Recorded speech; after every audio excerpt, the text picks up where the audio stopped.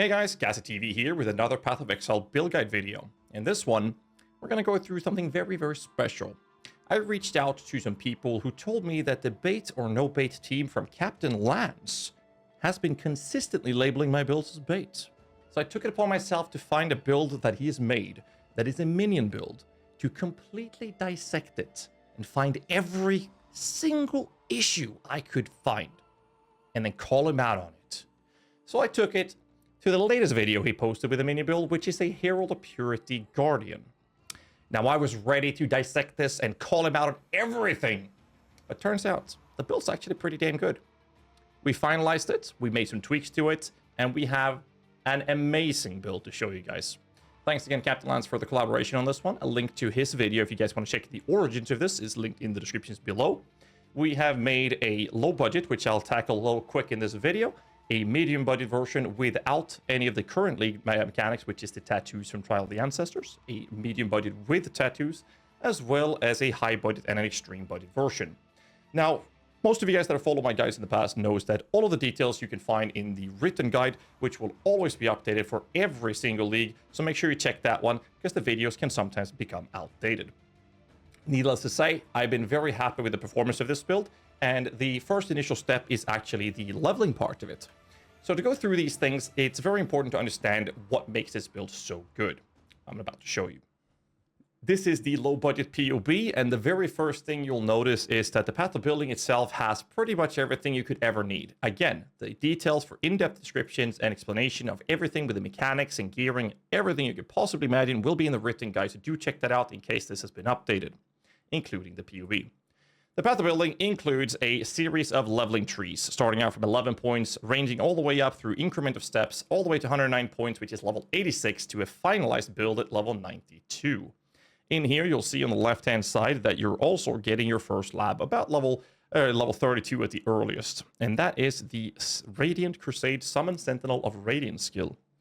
Once you get to this bad boy, he will completely carry the entire leveling process all the way from the moment you get him into even high white tier maps. That's how crazy good this is in the current state of the game. Now, we're going to couple this with a few other things whilst we're leveling, and that is the skills. Obviously, our skills section of the PoB will cover this in the different acts, going through the main source of damage being Freezing Pulse or Lowering Magma. Level 8, you can switch to a Radiant Spirits with Melee Splash, which means that you can change the Melee Splash with the Infernal Legion in case you have a blue color rather than a blue-red.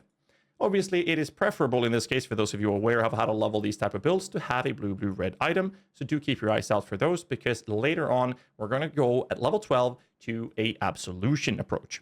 Now, I'm saying in the skill sets that you can have 2 to 3 links, because if you only have a 2 link available, which shouldn't be the case, you use them in the order of importance. In this case, it would be Splash Mini Damage or Infernal SRS in this case. Sorry, not Mini Damage. Splash and SRS, Infernal Legion or SRS, as this one's not enabled. In Absolution, that would be Minion Damage in Absolution. And if you have another socket, that would be Added Lightning. If you don't have a blue-red and you instead have a red-blue, you can change the Added Lightning for Added Fire. Extra stuffs would be a Holy Flame Totem with some Phantasm. If you have another link of any color, you can add any of these support gems.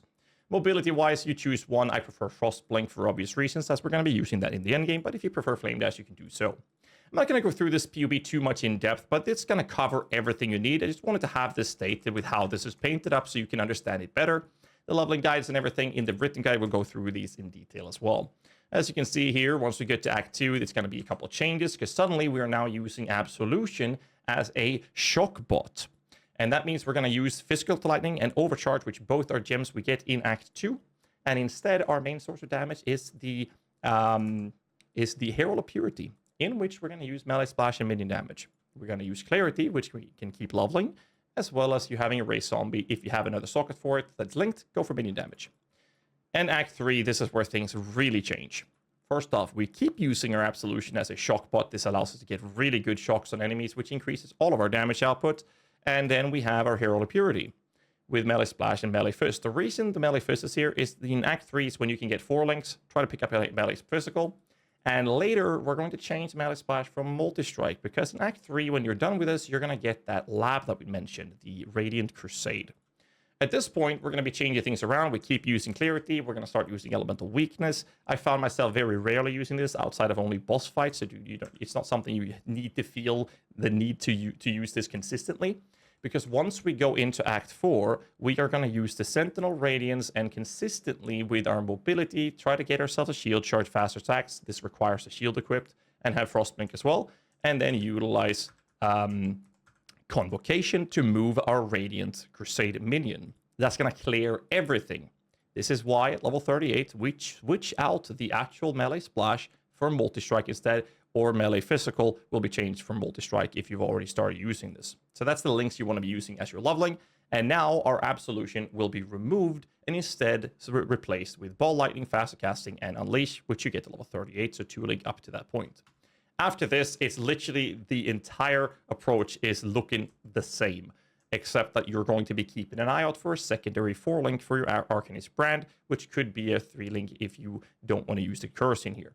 This is just a luxury thing, which we're going to use in the end game, so don't think about that too much when you're leveling, because the Ball Lightning and the Herald of Purity is literally the to-go-to choices together with having the clarity to alleviate mana usage as you're leveling up. Now, like I said, I don't want to waste too much time going through the actual PoB. Everything is covered. Quick note, we've made some changes on the skill set in all of our guides on the PoE Vault website for our Icy Veins.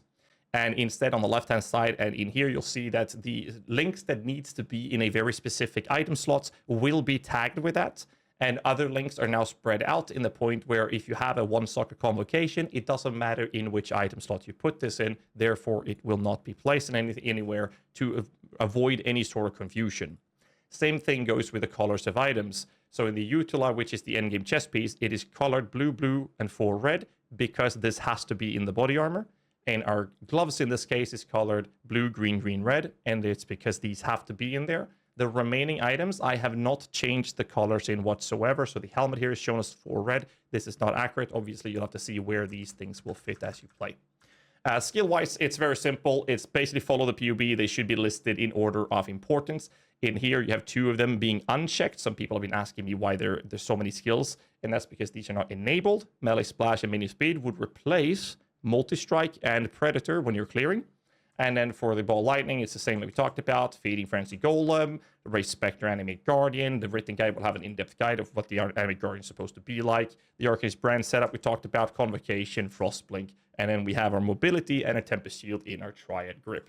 So enough with this. The only thing I want to add is that the Race Spectre placeholder is only to accurately display the DPS this build is doing. So don't even think about this. This is just for the numerical display, so you get an accurate display of what the build is capable of doing.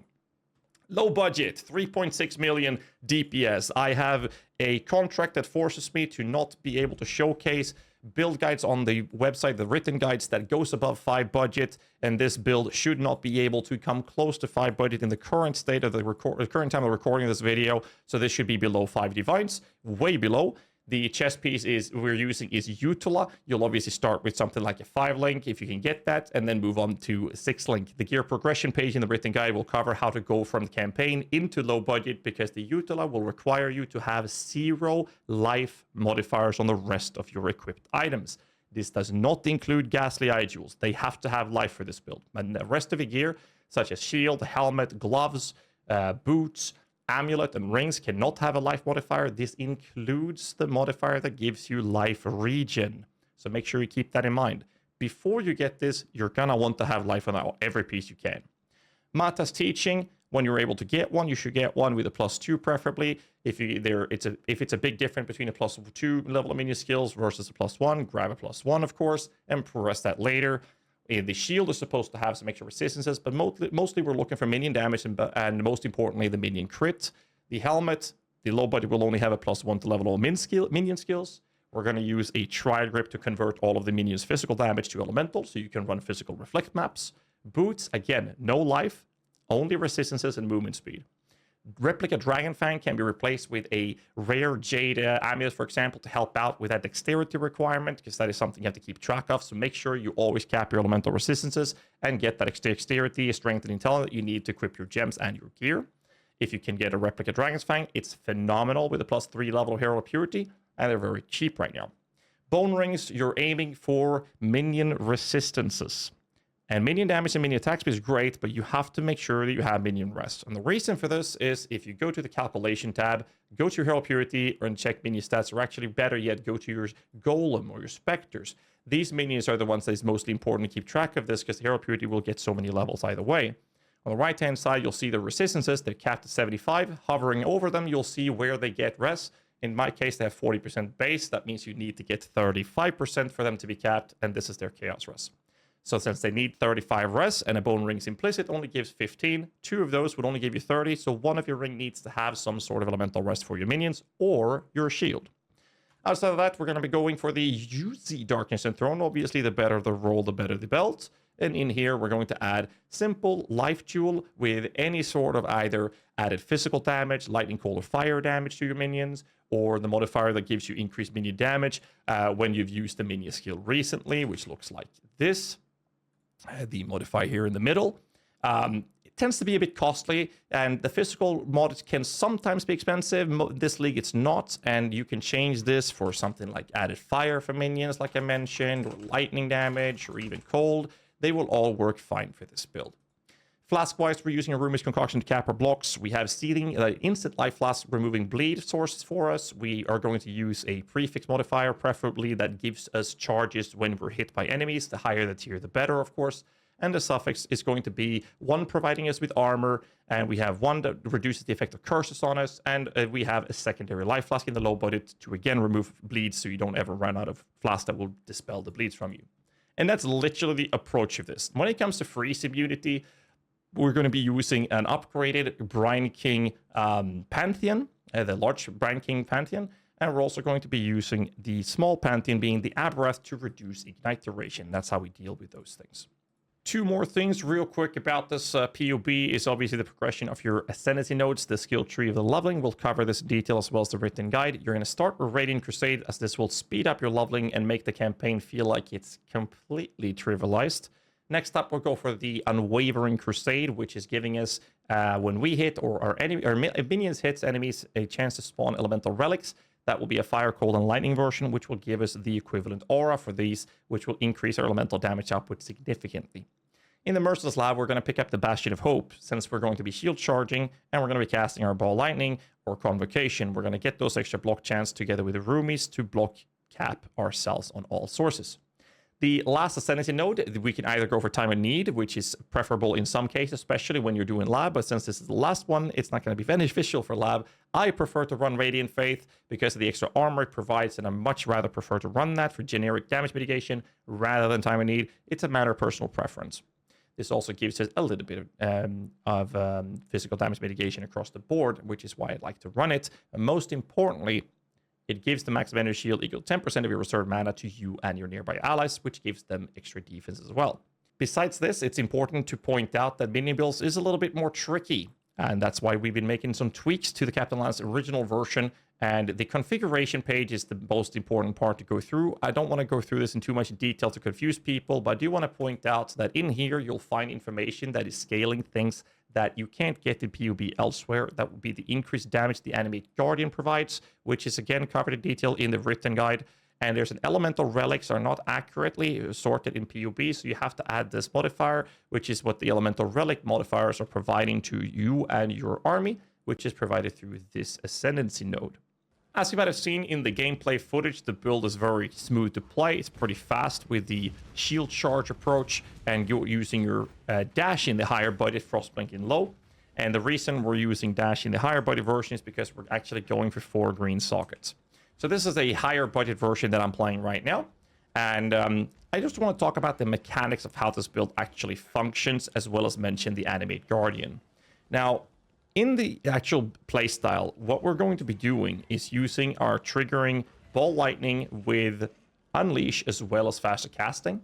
This makes it so that the Divergent Herald of Purity, or the regular Herald of Purity in the lower budget builds, has the buff that you have a chance for 20% to summon a Sentinel of Purity when you hit a rare or unique enemy. It also summons one if you kill an enemy. Now, in the lower budget versions, this is not a problem if you get an accidental killing blow here and there, but you're not going to do much damage with this ability, so most of the cases, you're going to summon them through hitting a rare unique enemy. And in lower budgets in the content you're going to be engaging with, this is not a problem. When you start a map up, you'll either get an accidental kill, or your other minions, such as the Sentinel of Radiance, the big fire guy, will do the killings for you. So once you encounter that first rare enemy, you're going to have all your minions out very quickly, and then they just steamroll the entire content. In the higher budget version, our enemy guardians using a Gravebind, and that's why the tricky part with writing jar can occur, because the problem with this is that you can use this to help you get those killing blows with ball lightning. It's not guaranteed. But when you're using a Gravebind in higher budget, I do want to point out that the radius that he's at, if you pop the worms when he's not near you, and then you kill them with your ball lightning, you're going to get the killing blow and therefore get the Herald of Purity out. And that's how the higher budget version works on this guy. But mechanically, it's very, very comfortable. You'll be doing this on bosses, spawn your minions out, make sure you shield charge every now and then to keep that block chance from Bastion of Hope up. Otherwise, you're not going to have that. As you can see here, I'll shield charge. I have 71 on this build right now. And if I use a spell, I cap myself in block for spells. So this is how the build works mechanically. And later on, we're going to be using a Hungry Loop in the PoBs for higher budgets as well. Everything in those is covered in detail.